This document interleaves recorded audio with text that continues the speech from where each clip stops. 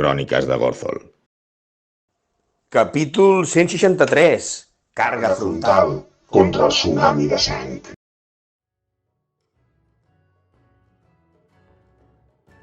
El nostre grup està assegut en una taula davant de Colmillo Mugrientú i els seus lloctinents. Tot està ple d'orcs violents bevent cervesa, però en aquesta taula respira més tranquil·litat. El cap orc diu: Hablemos de negocios, me interesa tu historia. Bratak respon enganyant-li que ve en busca de Gurzum per venjar el seu germà que va ser assassinat per ell. L'orc s'ho creu de totes. ¿Qué crees que puedes hacerle? Eso es traición. ¿Cómo pretendes destruirle? Bratak, el barba, li pregunta si hi ha cap passatge per assassinar-lo sense fer molt soroll. Un trasgú, de nom Mula, s'acosta i ens ensuma. ¡Ah! La apestada superficie, mi señor. Podrías enseñarles el camino para entrar, pero tienes que demostrar vuestra valía en la arena. El cap orc es treu la jaqueta mostrant un cos escultural i diu: Vamos allá. Bratak entra amb Colmillo Mugrientú a l'arena. Buenas noches desde la arena de Colmillo Mugriento. Esta noche tenemos un combate espectacular, pues se enfrenta nuestro líder contra un novato recién llegado. Se han abierto ya las apuestas, el claro favorito es Colmillo Mugriento. Solo un enano loco ha apostado por el pugil Nobel. Burzol aposta 30 peces d'or a favor de Bratak per treure un sobresou. Patrocinado por Pastillas para Ataque y recupera tu vida.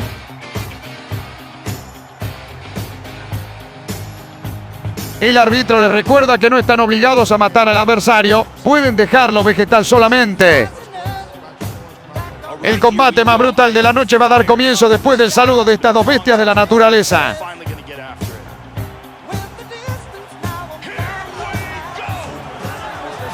Esto acaba de empezar, veremos quién golpea primero. Los dos luchadores se están probando. Eso ha sido un puñetazo crítico de Colmillo. Pero qué contraataque de Bratak.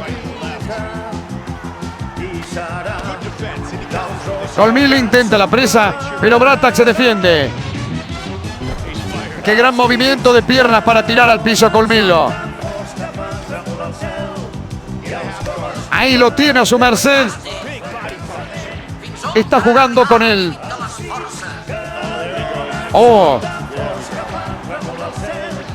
Colmillo no puede hacer otra cosa que recibir los puños de Bratak. Enmig del combat, Nalister insulta a Colmillo, però unes mans la fa fent i Burzol va en la seva ajuda. Esto está siendo demasiado cruel para el líder de nuestra arena. Esperemos ver piedad en Bratak. El campeón lo humilla propinando unos codazos. Parece que Bratak habla con Colmillo. ¡Qué golpes! ¡Cuánta barbaridad en un solo orco!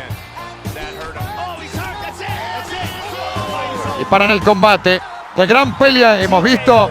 Hasta otra velada aquí en la arena de Colmillo Mugriento. Un saludo cordial. ¡Sucios extranjeros! ¿Quiero carne en el menú? ¡Sucios extranjeros! ¡Vamos a Els hacer orcs justicia! comencen a rodejar a Lucian, Gurzol i Alister. Colmillo convida a una ronda a tots i la multitud es desfà i deixen el grup en pau. Todos estáis invitados a un trago. ¡Viva Colmillo! Bien dicho. ¡Es excelente! ¡Qué bueno! El cap orc diu a Bratak: Has demostrado ser duro. Quizás sí que os debemos dar la información. Vamos a hablar a un sitio más tranquilo. Puedes hacer venir a tus amigos. i el porta a un reservat acompanyats del Mula. Nalister arriba i es treu la disfressa mentre cura els dos combatents. ¿Qué vais a hacer con el castillo? El guerrero de Gurzum es mío. El grup li fa entendre que no està interessat en les seves terres. Os entraré en el castillo, pero mis hombres se quedarán fuera y negarán todo. Hay otra cosa. Gurzum se ha unido a un hechicero invocador de magia de sangre. Debes destruir a la criatura para llegar a él. Una vez muerta, es vulnerable y mis hombres se encargarán. Luego junte dentro del palacio. Demanem una habitació per descansar i ens acomoden a la cuina. Però Nalister crea una porta que ens porta a un castell amb 100 servents que ens atenen com un hotel de luxe. Cadascú té una habitació pròpia preparada amb massatgistes de tota mena. L'endemà, tot i que no tenim clar el concepte del temps, ens preparem per sortir quan arriba Colmillo Mugrientú i Mula, que ens acompanyarà. Vamos, os guiaré hasta allí. El grup es troba orcs que venen del nord amb robes tacades de sang que entren a la taverna.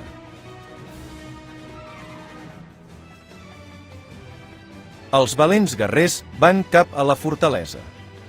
No és d'aquí, ha estat devorada, sembla una construcció humana molt gran. Es veuen llums però poques per la grandesa del castell. El camí els porta cap a la porta principal que té un fossar. Arriben fins a la porta i Mula murmura a Bratac. ¿Has oído las noticias? Parece que hubo una revuelta en el campo de los esclatos. Han tenido que ajusticiarlos.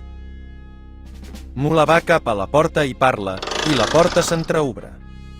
El grup s'acosta a la fortalesa encara amb sigil. I el guardià de la porta ens mira amb menyspreu, però porta una bossa de monedes que el fa callar. Mula parla al grup.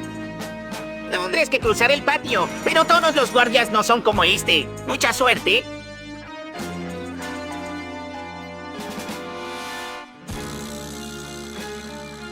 Al centre del pati hi ha una gran llosa que tapa un pou amb un sistema de politges.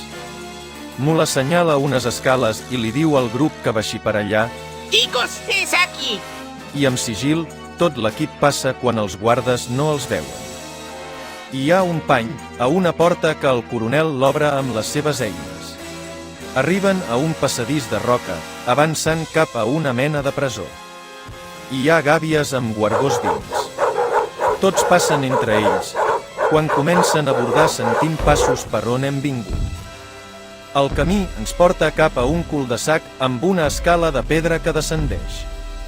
Nalister intenta tancar el passadís per retenir una mica les passes que venen darrere. Quan baixen l'escala de cargol de pedra, veuen que va a parar a un subterrani de terra viscós, amb una quietud absoluta. El terra és com fang i sang coagulada, amb una olor fètida.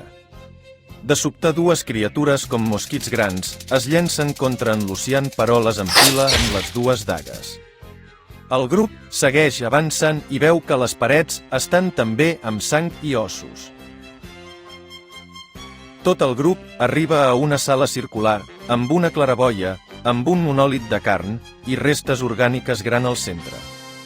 També hi ha 3 obertures, com d'on ha sortit el grup. Se senten uns càntics. Nalister sap que el monòlit és part d'un ritual de poder per canalitzar-lo. Eisenhorn detecta que és màgia demoníaca, com si fos una antena de nigromància. Els càntics venen més forts de la cova del nord. El grup, amb fúria, rebenta el monòlit orgànic del centre. Eisenhorn nota com l'energia negativa de la sala comença a esvair-se, però de sobte tothom percep un tremolor.